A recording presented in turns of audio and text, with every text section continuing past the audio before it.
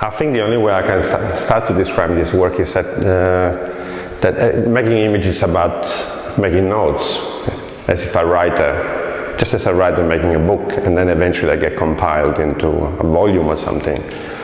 And for me, this sort of works out small notes that perhaps make a small paragraph of a chapter, which deals with the way we coexist with other beings on the planet. In this case, small animals or insects and things like that. I suppose some of these works are quite evident, like the birds. They're sort of stressed up, perhaps.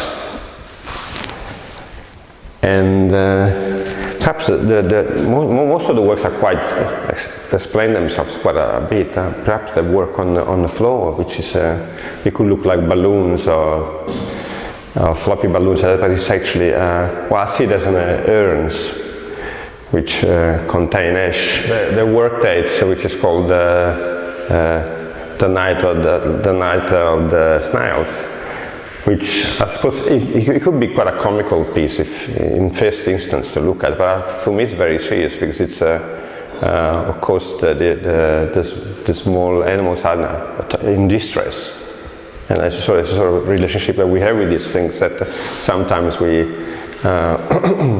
we don't like to touch them, and at the same time we eat them, and in a way they're related to this work across the road here, the journey one, because the person in the boat, it's also been forced to escape somehow, but not knowing what sort of ending it's going to get.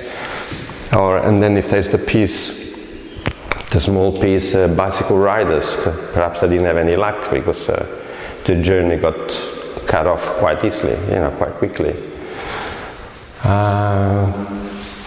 And of course the distress bird behind my back there, or perhaps dead.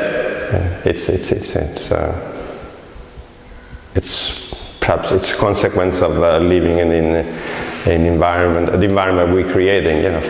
Perhaps we're taking over more and more of the space and creating things that perhaps is good for us, but other beings are not able to cope with it.